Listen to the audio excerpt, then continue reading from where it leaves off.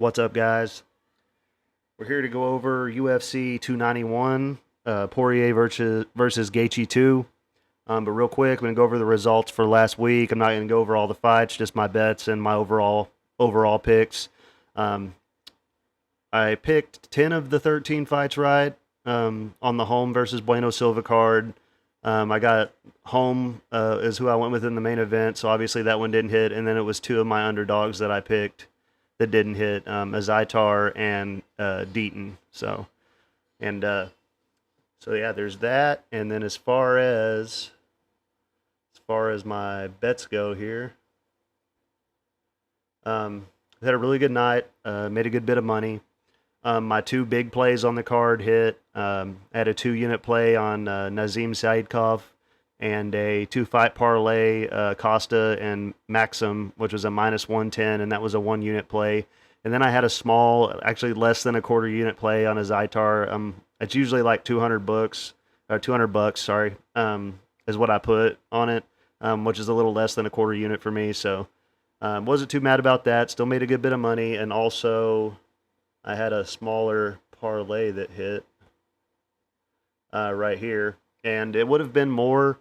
But I cashed it out before the Jack Della Maddalena fight, just because I was already up and I was like, screw it, I'll just take the money. But I didn't have very much on this. I think I had like maybe $70 on this, and I ended up getting $359 on it. So not too bad. It would have been a little bit more, but I just have I have a bad feeling every time. You got a big favorite fighter, and then his opponents fall out, and he jumps in on short notice against somebody. And a lot of people think Jack lost that fight, so glad that I didn't have my money mixed up in it and just took the money. But yeah, man, so what else? Please like and subscribe. It'll help me out a lot. Please comment on the video. Please give it a like, man. I'd really appreciate it. It would really help me out. And so if you're new to the channel, what I do is I go over each of the fights and I give out all my picks, and then at the end of the video, I give out my bets for this card. And I'm available on Spotify, Pandora, YouTube, Rumble, iTunes, all that stuff. And if you just want to see my picks and my bets, and you're not interested in watching the video, that's fine. You can go over to my Instagram, which is highkick_fightpicks, and I post all my bet flyers and stuff on there. You can see it all in there. And also, I made a Facebook group, so if you find High Kick Fight Picks on Facebook, it'll pop up on there. And I can put the link down below in the comments for that. What else? Oh yeah, and if you're subscribed to my channel, my flyers, I post them in the community tab on my YouTube. So if you're subscribed to my channel, my flyers will pop up on your feed, and you'll be able to see them that way as well. And nobody's won the contest yet for the autographed UFC stuff. So if y'all want to do that, you can go. You can go over to the next video. We'll do one. We'll do it for the Aspinall Tybura card. You can go over and comment on that video, or you can comment on this one if you want and give me your picks for that card. You got to pick 3 winners. You can pick 1 winner by decision. The other 2 you have to pick either submission or knockout, and which round. So which round, path to victory or method of victory, and you can do 1 decision. So, and whoever gets it right first, I'll let you pick one of those items that I had. And anything else, man? Anything else? Let's see. Yeah, it was a pretty good weekend, man. My birthday was on Sunday after the fights, and I actually ended up winning $600 on the Mega Millions, Texas Mega Millions lottery as well, with a ticket I bought on my birthday. So all around, I made a good bit of money gambling over the weekend. So that was always fun, man. But yeah, we're here on UFC 291, and let's get down here and see what fights we've lost. We lost Joanne Wood versus Priscilla Cachoeira. Miranda Maverick is stepping in to fight Cachoeira. And then we lost Semmelsberger versus Lionese, and Semmelsberger is taking on Euros Medic instead. And also, well, I'll talk about that when I get to that fight. But um, yeah, let's get into it, man. Sorry, it's like 109 degrees today in Texas, man, so I didn't turn my window unit off. I left it running on low. So if it's too annoying, I won't do it on the next video. Just let me know. But I can barely hear it in my headphones, so hopefully it's not a problem. First up, we got Miranda Maverick. She is 26 years old, 5'3" with a 65.5-inch reach. She's 11-5 and 4-3 in the UFC. And she's a whopping minus 400 favorite, which I find ridiculous. Yeah, ridiculous after the performance she just had, man, where she was also a big favorite against, who was that, Jasdavicius? Yeah. Yeah, she looked really bad in that fight, man. She got outstruck, out-wrestled. She just didn't look good at all, man. And she also looked way smaller than her opponent, man, which was going to be the case in this fight as well. I get the feeling Maverick kind of belongs down at 115 if she can make the weight, because she's just so outsized in a lot of these fights, man. And yeah, so I mean, after what happened, to not only to Maverick but also to Yasmin Uruguay, whatever fight card that was, she was a big favorite and got finished. After all that, man, it just kind of hammers home the point that I do not like dropping big money on women's fights. I don't have a problem putting them in like big parlays, but I just don't get too heavily invested in them. And but yeah, man, Maverick seems to be well-rounded, but I think she belongs down at 115, like I said. There's a lot of hype on her for some reason, and, she's lost 3 fights in the UFC, and the people that she's beaten haven't really even been that good, so, I don't really see what all the hype is, and I don't understand where it really came from. She's taken on somebody who just knocked out Ariana Lipski not too long ago, and we've seen, how good Ariana Lipski is now, and, Maverick's going to be at a severe power disadvantage. Her best route to victory would be chase the takedowns in this fight and try to get the grappling going, try to get a submission. But she's just so undersized for the weight class that I kind of feel like she's gonna have trouble taking down Priscilla. And Cachoeira is 34 years old, 5'7" with a 65-inch reach, and she is 12-4 and 4-4 in the UFC. And Maverick's gonna have a half-inch reach advantage, by the way. I forgot to say that. And yeah, Cachoeira is a plus 300 underdog, and so Zombie Girl has a bunch of she's had a bunch of fights fall out over the past, I don't know how long, 6 months. I've done the tape on her fights several times, recently, and yeah, I had a bunch of fights fall out, and then she had 3 knockouts in her last 5 fights, 7 wins by knockout overall on her record. She's very wild. She does get hit a lot, but she stays in your face. She doesn't care. And she really wears on you, and her power also carries over into the 3rd round. She's had a couple of 3rd round finishes, which is good. And she's going to have a major size advantage here. She throws good elbows in the clinch. We saw in the, which fight was that? The Jin Young Kim fight. She was really digging into her with those elbows and ended up still in the 3rd round with them, even though she didn't do enough damage. She was pretty close to losing that fight until that happened, and I think that swung the judges in her favor. So, sorry. Where was I at? Good elbows in the clinch. Her weakness in the past have been her submission defense, but I just don't know. Like I said, with the size disadvantage, is Maverick really going to be able to get her down? Bottom line is, I don't think Maverick is deserving of this price. If she was like a minus 150, I would probably pick her. But I'm not going to turn down the plus money on Zombie Girl, man. I'm a big fan of Cachoeira's. She's fun to watch fight. And I'm going to pick her to win by 2nd round knockout. Next up, we got Matthew Semmelsberger taking on Euros Medic. This is probably going to be a very exciting fight. Semmelsberger is 30 years old, 6'1" with a 75-inch reach. He's 11-5 and 5-3 in the UFC. And he's a minus 142 favorite. And yeah, man, he really he worried me in his last fight because I had a lot of money wrapped up in Jeremiah Wells, And, Semelsberger went out there and hurt Wells several times. I think he dropped him at the beginning of every round, but Wells was able to use his wrestling to get the win. And, yeah, Matt's a big guy for the weight class, very explosive and powerful. Has 7 wins by knockout and 1 by submission. He's going to have a 4-inch reach advantage here. He has decent takedowns. I don't think this will be a fight where, he's going to have to worry about being taken down himself. Throws really good ground and pound from top position. His right hand is very powerful. He's a former football player. And, this is going to be this is a match where he's going to want to use his wrestling if he can, in my opinion. He is very powerful, but Medic is a very talented kickboxer. So I think Semelsberger should take the easiest path to victory. And he's taking on Euros Medic. He is 30 years old, 6'1" with a 71-inch reach. He is 8-1 and 2-1 in the UFC.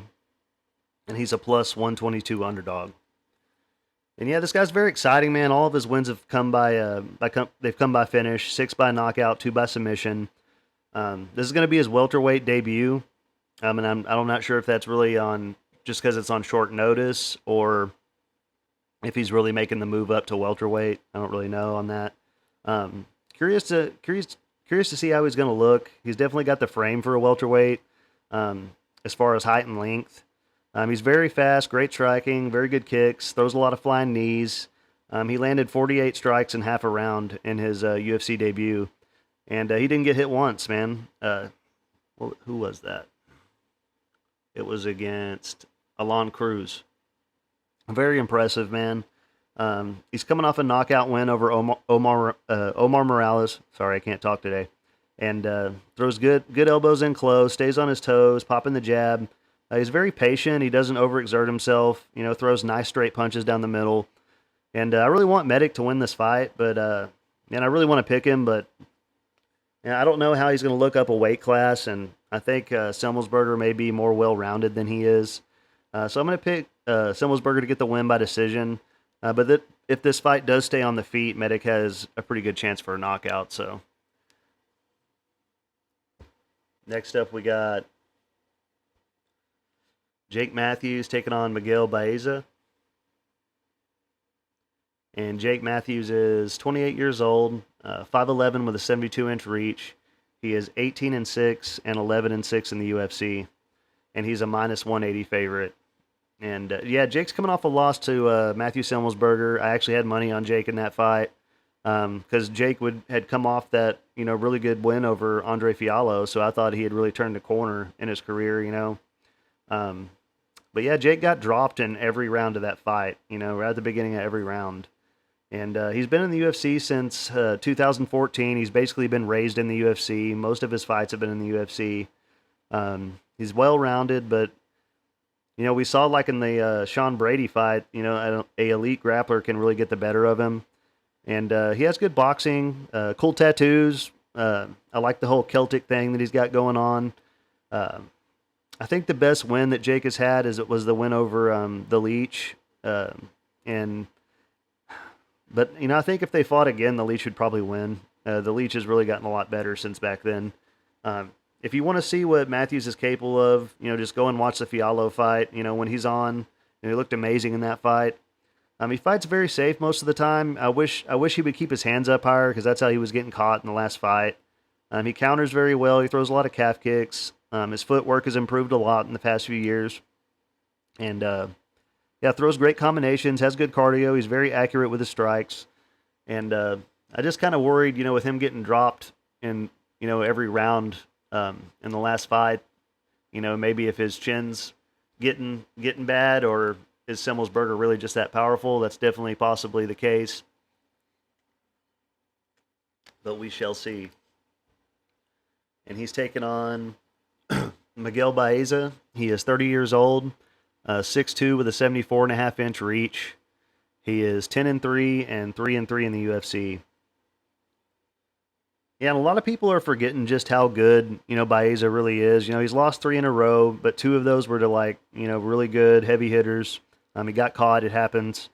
And the other one was to Ponzinibbio, who's a very good fighter. And Miguel is still young in his career. He has 7 wins by knockout, 1 by submission. He's going to have a 2.5-inch reach advantage here. He's very big for the weight class, man. He's got a good frame. Very fast, great calf kicks, very powerful.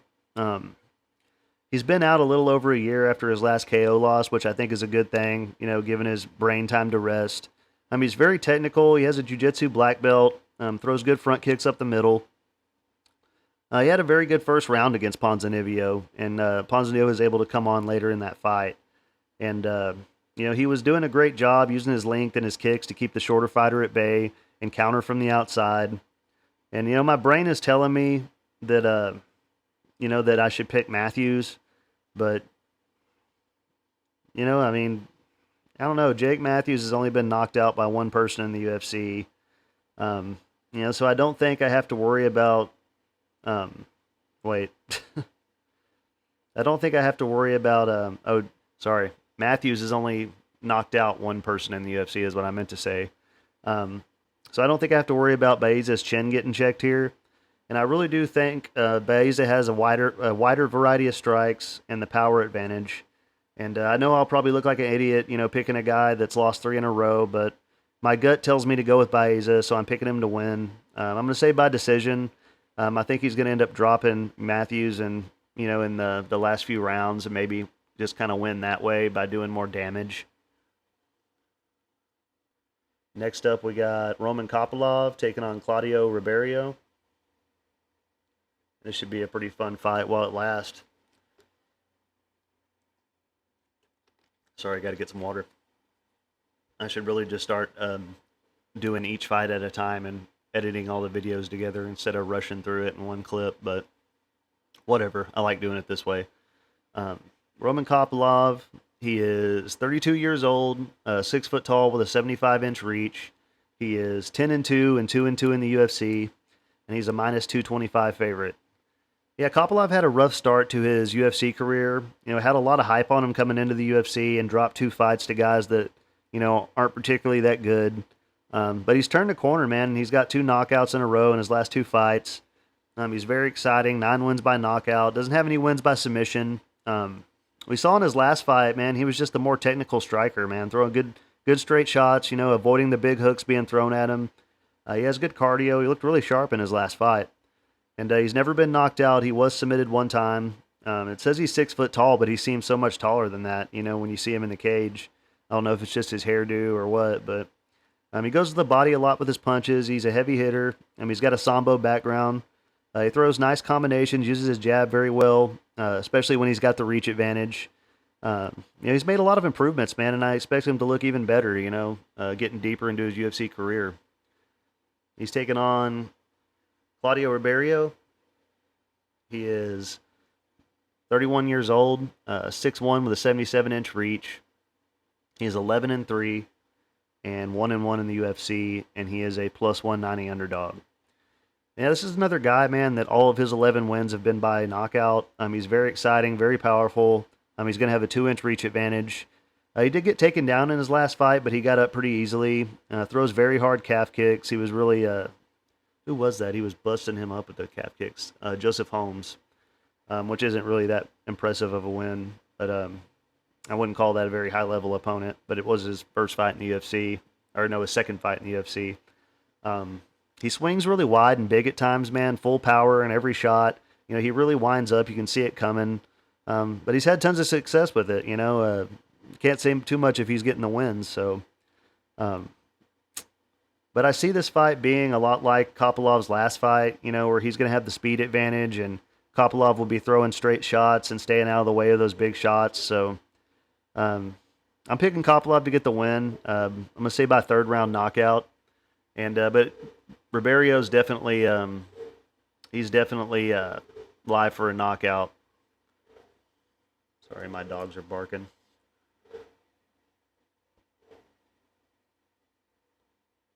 Next up, we got Trevin Giles taking on Gabriel Bonfim. Trevin Giles is 30 years old, 6 foot tall with a 74-inch reach.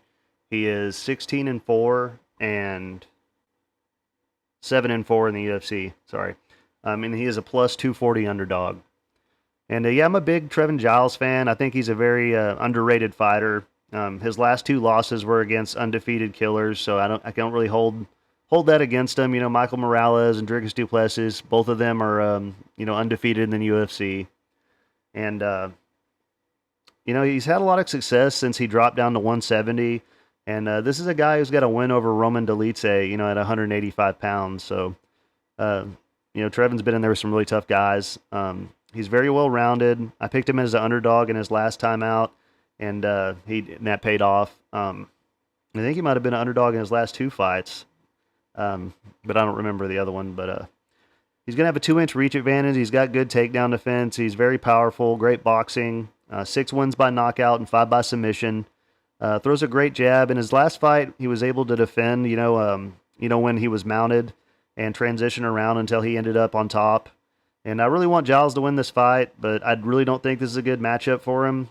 He has been submitted twice in the UFC, but he is a veteran, and he fought his way way tougher competition, and he's legit, and he is constantly improving, with his ground game. What if Bonfim comes out and flops like his brother did a few weeks ago? We don't really know, because Bonfim hasn't, faced a lot of, UFC level competition.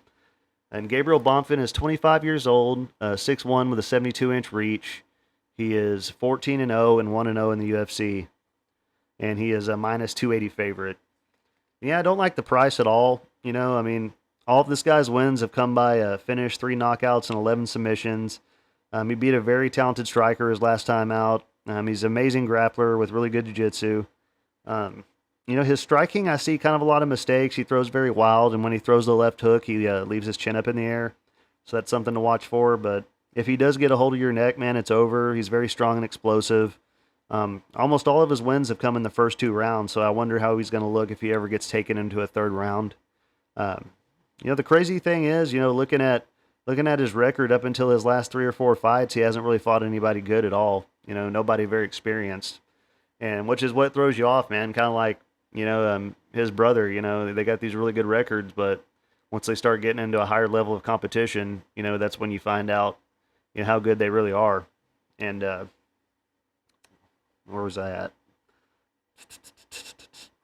Oh, so I love my underdogs, man, and I might make an underdog parlay and put Giles in it, just in case. I do that sometimes. But I do think this is a very bad matchup for him. Giles is too willing to grapple with his opponents, and if he sticks his neck out in this matchup, he'll get submitted for sure. So I am going to be taking Bonfim to get the win by submission in round 2, but I would love to see Giles win this fight. Next up, we got Derek Lewis taking on Marcus Rogerio de Lima. And Derek Lewis is 38 years old, 6'3" with a 79-inch reach. He is 26-11 and 17-9 in the UFC. And he is a plus 102 underdog. Yeah, Derek is the knockout king, man. He's got 21 wins by knockout and 1 win by submission. Don't know how he pulled that off. I'm glad to see Derek getting a winnable fight, against a little bit lower level of competition than what he's been facing. He's fought nothing but killers, man. So, and when they did throw him in last with somebody that wasn't, proven top level, against who was that? Dawkins. And he permanently screwed up, Dawkins' chin, and Dawkins hasn't won a fight since. So, he definitely is, a higher level and very powerful. And he's got the touch of death, man, and he carries his power carries over into the 3rd round, the 5th round. He's got some late finishes. He doesn't throw a ton of volume. He's not the fastest guy in the world, but when he does land, he makes it count. He really hurts guys. The question is, is Derek Lewis done now, or does he still have something left? A lot of people are really counting him out. But he's fighting some of the best guys in the world right now and some scary dudes. So, I think he does his best work when he lays back in counters, and I have noticed, in his last few fights, he goes out there and he's been, being very aggressive and really trying to push the pace, and he gets caught. I don't think he's going to have to worry about getting taken down in this fight. I think it'll play out on the feet, man, and Lewis is going to have a 4-inch reach advantage as well. And DeLima is 38 years old, 6'1" with a 75-inch reach. He is 21-8-1 and 10-6 in the UFC, and he's a minus 122 favorite. Yeah, I've never really been high on DeLima that much. He is on a good run right now. His last two wins, yeah, I wouldn't say they were, over very impressive competition. I mean, Arlovsky is way over the hill. Back in the day, Arlovsky would have destroyed DeLima, and that Costa guy is just a boxer that came over into MMA and doesn't know how to check leg kicks. But yeah, DeLima did look good, man. He looked fast, and his calf kicks were basically what got him the win in that fight. He just beat up that dude's legs the entire time, and he threw a ton of calf kicks until his opponent couldn't barely walk. He's powerful, 13 wins by knockout on his record, 4 by submission. And, I think he's going to have the speed advantage for sure. Lewis will have the power advantage. Lewis is going to be the way bigger guy. And, yeah, I'm taking Lewis, man. I think this is a good fight for him to get back in the win column. I'm taking him to win by first round knockout, and I do like the plus money. Definitely think it's worthy of a spot in a couple parlays, and yeah, I mean, I think Derek Lewis has still got something. I think he's going to do well against a little bit lower level of competition, other than if you look at all his fights, Tai Tuivasa, Sergey Pavlovich, Sergey Spivak. So he's been fighting killers, man, and I don't hold it against him at all. Sorry, had to unplug the air conditioner. It's too loud now. Next up, we got Stephen Thompson taking on Michel Pereira. And Stephen Thompson he's 40 years old. He's 6 foot tall with a 75-inch reach. He is 17-6-1 and 12-6-1 in the UFC, and he's a minus 200 favorite. And yeah, man, Thompson is one of the best strikers to ever compete in any combat sport. If you look at his record, man, this he's fought a lot of tough people in the UFC, and Kevin Holland in his last fight, that was very impressive. He beat Jeff Neal, Vicente Luque, Jorge Masvidal. Had to a draw with Tyron Woodley. He beat Rory McDonald. A whole lot of impressive wins.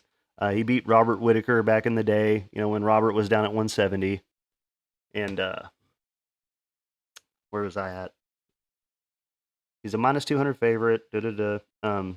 So yeah, used to be back in the day, nobody could catch this guy to get him down. That's the game plan to beat Wonder Boy. Is just get the takedowns and hold him down. Otherwise, you're going to get outstruck on the feet. He has amazing footwork, with his karate style striking. Very fast and explosive. I like watching him fight in the bigger octagons where he has the space to move around, and that's kind of what got him in the Burns fight and the Bilal Muhammad fight. He just couldn't get away from him in that small octagon at the apex. And yeah, man, if anybody has any questions, to if this guy still got it, man, he showed us what he's capable of in his last fight. He got beat up in the first round and came back and just put a beating on Kevin Holland. And yeah, this is another favorable fight, to Thompson's style. Pereira has that crazy, capoeira style, and he's known for his striking. This should be a fun fight to watch. Thompson has 5-round cardio. He will have the advantage there. He's going to have a 2-inch reach advantage. 8 wins by knockout, 1 by submission on his record. He throws really good kicks, with his lead leg as well. So that really throws guys off. He keeps guys at bay with his front kicks and his side kicks.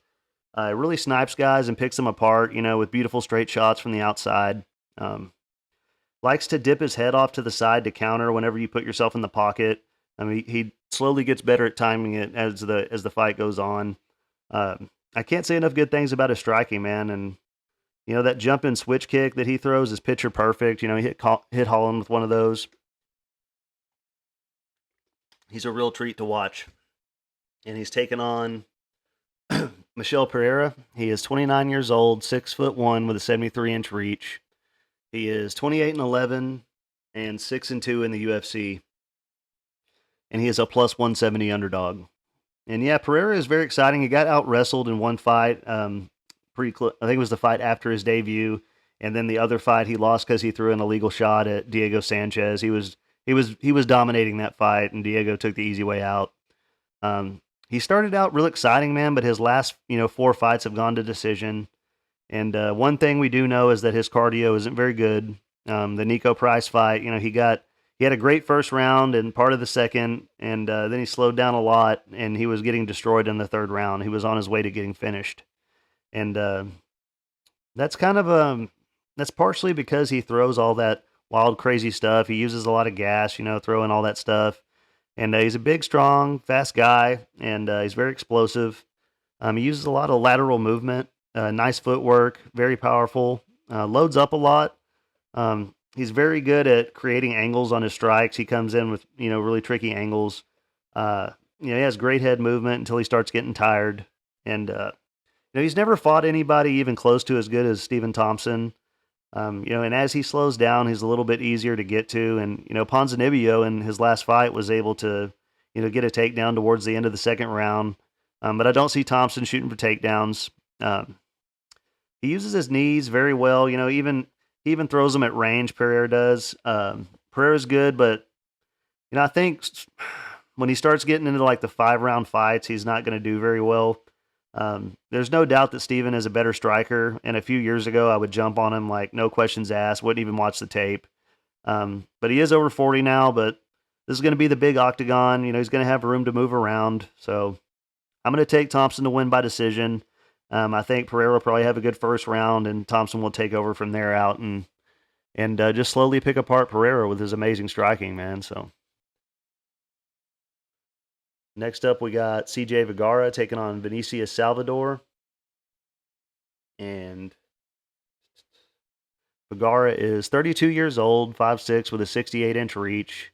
He's 11-4-1 and 2-2 in the UFC, and he's a -170 favorite. And we saw CJ nearly get finished in his last fight, but he was able to come back and get the finish himself. Man, it was a really good fight. Very exciting to watch. He really took a beat in that first round and came back and took over. He's very well rounded. Only the top of the line grapplers have really been able to get him down and control him, like Tiara. And he throws a ton of volume. 7 wins by knockout. Doesn't have any wins by submission yet. Great cardio. Really good boxing. Pushes a tough pace on guys. Throws great elbows from top position, vicious ground and pound. This will be a tricky fight for him though, because his opponent Salvador fought Altamirano in his last fight, and the way Altamirano was able to get the win was by using tricky, kind of awkward footwork and staying on his heels and away from the power shots of Salvador. So I think CJ is going to need to do something similar because Salvador is very very powerful, or either that or CJ needs to bust out his wrestling, which I think is probably the path to victory for him in this fight. If he makes a smart decision and decides to use his wrestling. And Salvador is 27 years old. He is 5'7" with a 70.5-inch reach. He is 14-5 and 0-1 in the UFC, and he's a +145 underdog. Yeah, all of his wins have been by finish. 13 wins by knockout, 1 by submission. He has fought a few decent opponents, man. If you go back and look at his record, he's going to have a 2.5-inch reach advantage. He has a very long reach for the weight class. He's a pretty good sized guy. He's not super technical. He's pretty wild. Throws power in pretty much every shot he throws, and he can do it for 3 rounds though, so I can't hate on him. In the past, he has been taken down and finished by both ground and pound and submissions, so that's definitely the weak part of his game. But he is a big guy, man. He's not easy to take down. He's the younger guy. He's going to be improving. I do think Vergara is the better fighter, in my opinion, the more well-rounded. But the X factor in this fight is going to be Salvador's power advantage. And there is part of me that worries about, CJ's chin because he got caught, in his last fight and hurt real bad. But my gut wants me to take a shot on the underdog, but I've got to go with the more skilled, well-rounded fighter. I think Vergara is definitely going to get the win here using his wrestling. I'm going to take him to win by decision. Next up, we got Michael Chiesa taking on Kevin Holland. And Chiesa is 35 years old, 6'1", with a 75.5-inch reach. He is 16-6 and 11-6 in the UFC, and he's a +140 underdog. So yeah, Gates' bread and butter is his wrestling and his jiu-jitsu. I mean, he has 10 wins by submission, 0 by knockout. Almost all of his losses have been by submission as well, so maybe that's the weaker part of his game, submission defense. He's been working on his striking, man, and it's kind of gotten better, lately than it was earlier on in his career. He was landing some good shots against Sean Brady, but he did lose that fight. And he hasn't fought in over a year and a half, since his loss to Sean Brady. And he's a tall guy, but this will be one of the few fights where he'll be at a height and reach disadvantage. He's fought a lot of tough guys, man. If you look at his record, been around a long time. Let's see here. Fought Sean Brady, Vicente Luque, Neil Magny, Rafael Dos Anjos, Diego Sanchez, Carlos Condit, Anthony Pettis, Kevin Lee, Benil Dariush, Joe Lozon, Jim Miller, Francisco Trinaldo, Jorge Masvidal. Fought a lot of tough guys, man. He's very experienced. Obviously the key to victory for him here is to get the takedowns and look for a submission. That's how Kevin Holland kind of got figured out as a middleweight. He was kind of a small middleweight, tall and skinny, and he was able to be taken down, which it hasn't really been the case at welterweight. So Kevin Holland is 30 years old, 6'3", with an 81-inch reach. He is 24-9 and 11-6-1 in the UFC, and he's a minus 160 favorite. And yeah, I'm a big fan of Kevin Holland, man. He's fighting out of Fort Worth. That's where I live. He's an exciting fighter, funny dude on Instagram. 13 wins by knockout, 7 by submission. Like I said, his takedown defense has looked a lot better at 170. He's a big welterweight, and he's coming off that crazy fight with Stephen Thompson where he was doing really well early in that fight. And I think he had a broken arm or something by the end of that fight. So he's going to have a 5.5-inch reach advantage. He's a jiu-jitsu black belt under Travis Lutter. Uses his long frame really well. Very powerful. He busted Thompson up in the first round of that fight. Like I said, I think he was fighting with a broken hand through the later half of that fight. And you could really see that, when he went back to his corner, I think it was after the second round, the way he was holding his hand, it just looked like it sapped everything out of him. And he kept blocking kicks with that hand. So, he didn't give up, man. His coaches had to stop the fight for him. So, aside from Chimaev, he hasn't really been taken down at welterweight. He did get taken down by Chimaev. Uses a lot of kicks. He's definitely the better striker here. He's coming off that wasn't his last fight. His last fight was a knockout win over Ponzinibbio. Sorry, I forgot. He's very good at rolling with punches and using his shoulders to defend, the striking defense. He uses his jab very well. Nice front kicks to the legs. Goes to the body with them a lot, too. He's very good at keeping guys at range. And I'm going to be taking Holland to get the win. I'm going to take him to win by second round knockout. Maybe KSL will tire himself out trying to get Holland down. Now that I turned that air conditioner off, I can tell that it is way quieter in here, so hopefully the first half of my video isn't bad. Sorry about that, guys. Next up, we got Tony Ferguson taking on Bobby Green. And Tony is 39 years old, 5'11", with a 76.5-inch reach. He is 25-8 and 15-6 in the UFC. And he is a plus 270 underdog. And, he's on a 5-fight losing streak, and it's just crazy, at one point, this guy was on a 12-fight winning streak in the UFC. So, how did he manage to not ever have, the belt? I know he was like an interim champion, I'm pretty sure. But that's crazy that he never actually had the belt, just the interim belt with a 12-fight win streak. When he was in his prime, man, he was a monster. He's very dangerous with his elbows, throws tons of volume. He really leaps in with his elbows and stuff. So he's very dangerous off of his back too. 11 wins by knockout, 9 by submission, well-rounded, very fast and unorthodox. I really have trouble believing that a guy that was this good, just dropped off and doesn't have it anymore. He has been fighting really tough guys though. Definitely fair to say that, his past 5 fights have been against really tough people. And in my opinion, he was definitely winning the Chandler fight before he got caught with that kick. He definitely was. He was really busting Chandler up. And, Bobby isn't really known for knocking everybody out.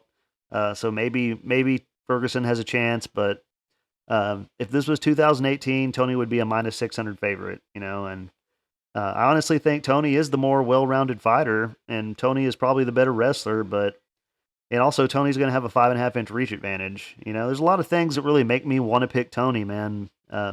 No doubt I would have if he hadn't lost his last 5 fights. I mean, he was thought very high of, a few years ago. So, and he's taken on Bobby King Green. He is 36 years old, 5'10" with a 71-inch reach. He is 29, 14, and 1, and it's one no con. Oh yeah, he's 29, 14, one draw, one no contest, and he's 10, 9, 1 and 1 in the UFC, and he's a minus 330 favorite. And I'm a really big Green fan, man. He has amazing boxing, some of the best head movement and striking defense I've ever seen, and especially in MMA. He's very good at rolling with punches and really kind of softening the blow of the strikes, when they're coming at him. And he's got 10 wins by knockout, 8 by submission. Green was looking really good in the Dober fight before he got caught with that big punch. He's a very good counter striker. I will say that he was kind of losing the last fight before the headbutt knocked out his opponent. But I'm sure he would have taken over. He's a better striker than Gordon is. So he's a very tricky striker. He keeps his hands down low, so you don't see the punches coming. He's very fast. He doesn't telegraph his shots at all. He fights southpaw. He can be very hard to hit, man. We saw that in the Dober fight. Dober was just swinging and missing, for the first 10 minutes of that fight. And I really don't know that Green deserves to be this big of a favorite. I am going to pick him to win, but I think he should be more like a minus 200 at the most. But I understand with Ferguson losing his last 5 fights, everybody thinks it's a really solid pick and have been jumping on it. So can't blame anybody for that. But I'm going to take Green to get the win by 3rd round TKO. Next up, we got Paulo Costa taking on Ikram Aleskarov.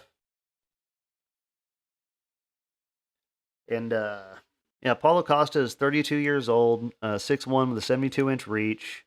He is 14-2 and 6-2 in the UFC, and he's a minus 107 right now. And, there are rumors going around that Costa is going to be out of this fight and that Roman Dolidze is stepping in on short notice.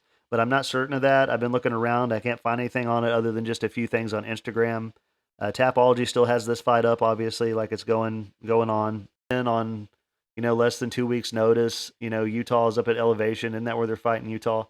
I would pick Dolidze if he had a good camp, and was, he has had a problem gassing out in the past. So I would think he would have a lot of trouble going up at Elevation on short notice to fight Dolidze steps in. So anyway, back to Costa. Costa has 11 wins by knockout on his record, 1 by submission. He's only been finished 1 time, and that was by Izzy. And Costa's a very big, powerful guy. Throws fast combinations in tight when he's in the pocket. Throws everything hard, man. He showed in his last fight that he can get taken down, and that he can get taken down and he can get the takedowns. He got a few takedowns in that fight. He's got pretty good submission defense. He's never been submitted. He has gone 5 rounds before. He's pretty good at getting back to his feet when he is taken down. He stays in your face the whole time, pressure fighting. And I really don't understand why Aleskarov is getting to jump into the top of the division. And, maybe because the UFC is tired of Izzy being the champ. And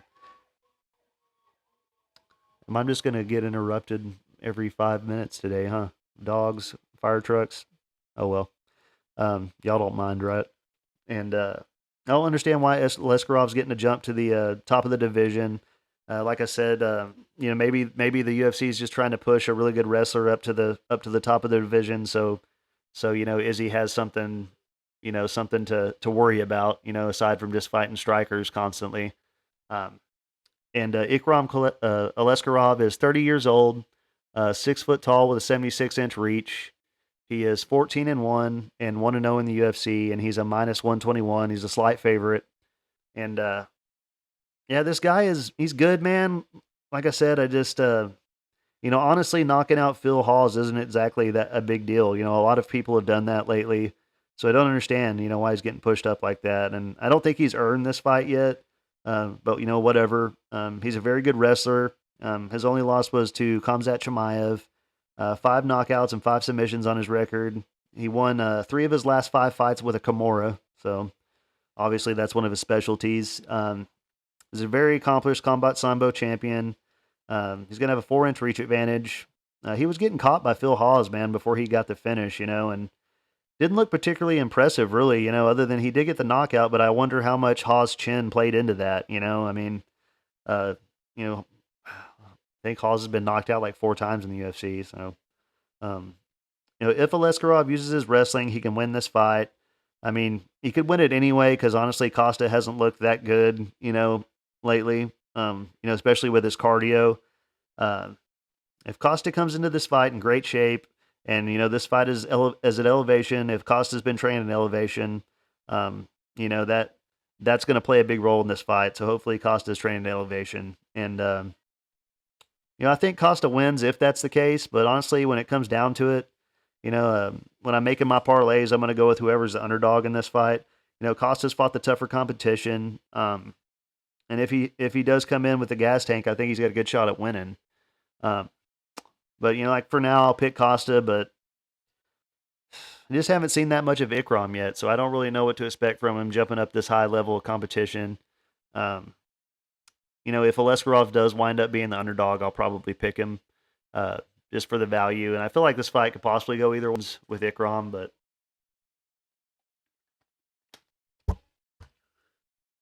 next up we got Jan Bolchevich taking on Alex Pereira, co-main event. And Jan is 40 years old, 6'2", with a 78-inch reach. He is 29-9-1 and 12-6-1 in the UFC. And he's a minus 125 favorite. So I'm a big fan of both of these guys, man. Jan has 9 wins by knockout, 9 by submission. Not sure how he pulled that off. It's been a while since he's got a submission win.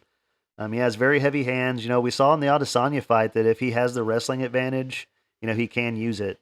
And in the Ankalaev fight, he was using his calf kicks very well. He really, really busted up Ankalaev's, legs and had him to where he could barely walk. So, he's very good at setting up his strikes.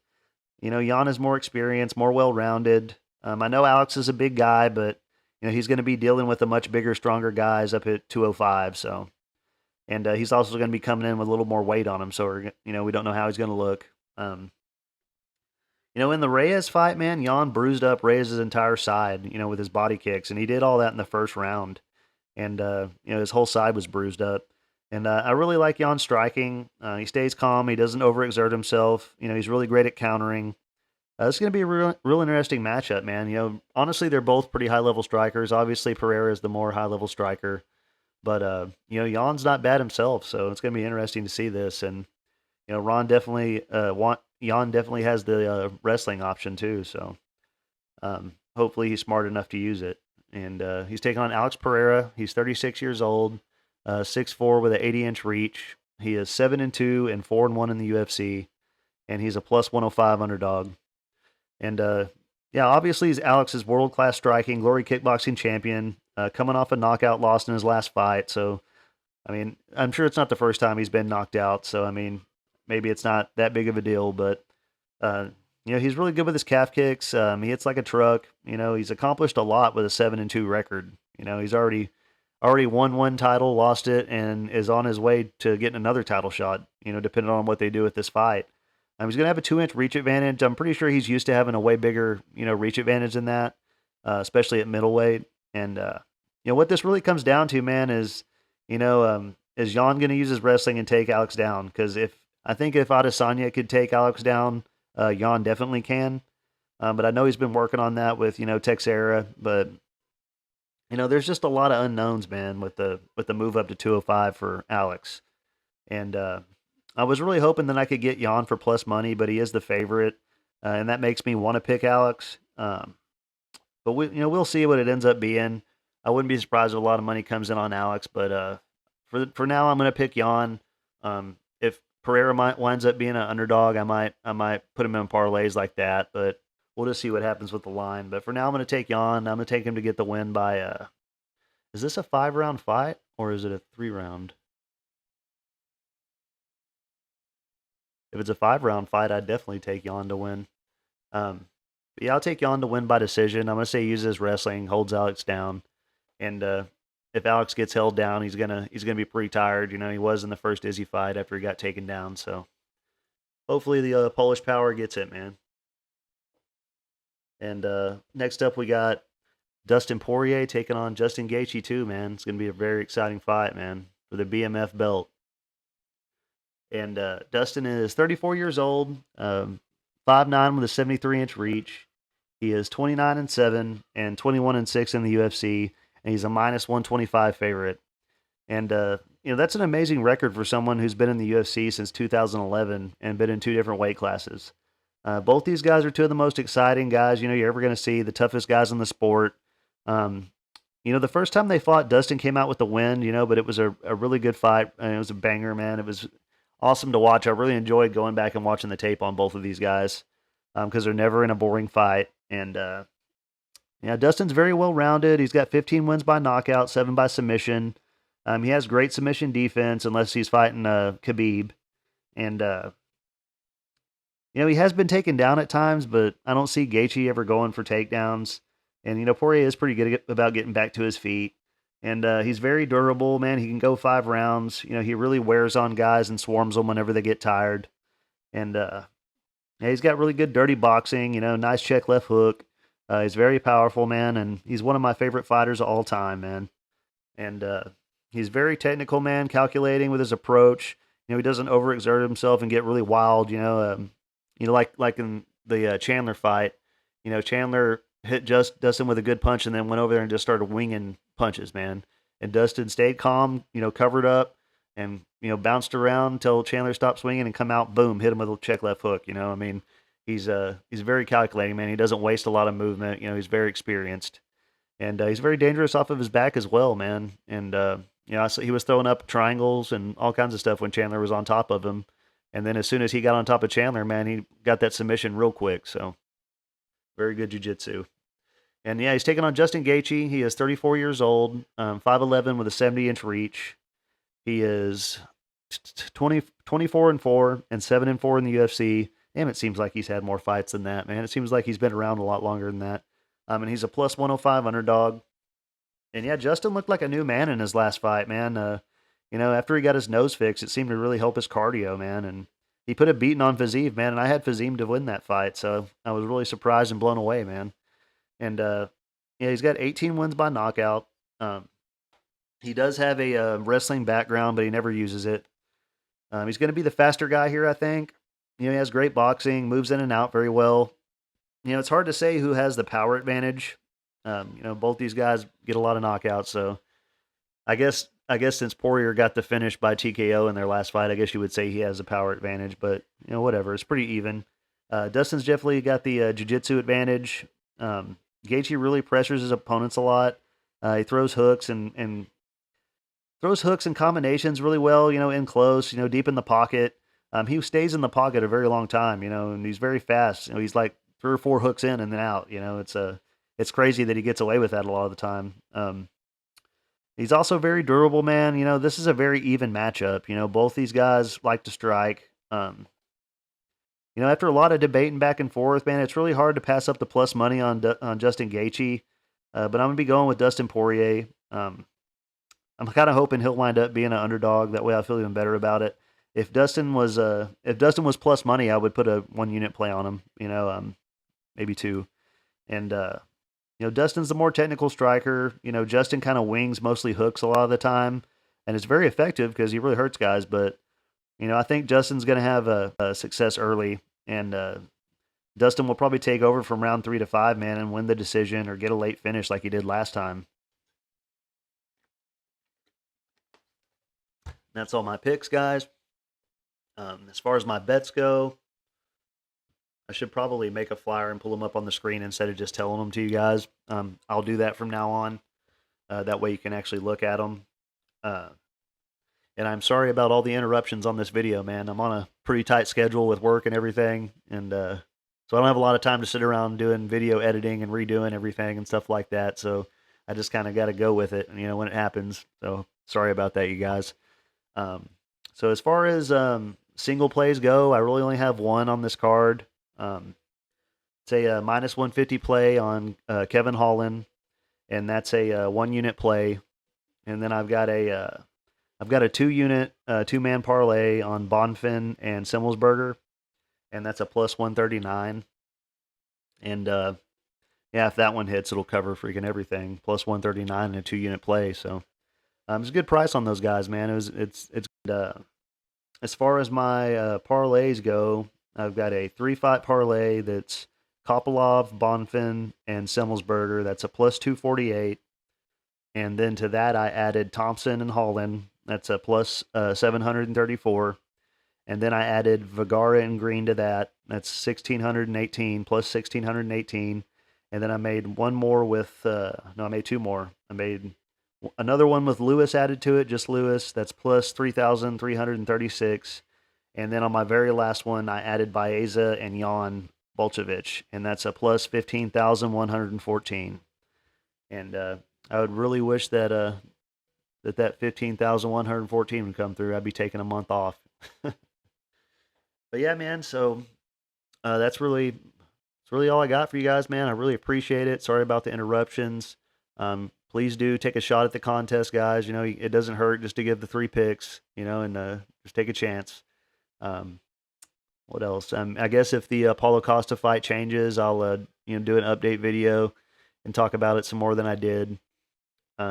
Please like and subscribe, man. I really appreciate it. And I guess that's all, man. Y'all guys take it easy, man. I really appreciate you guys. Y'all have a good night.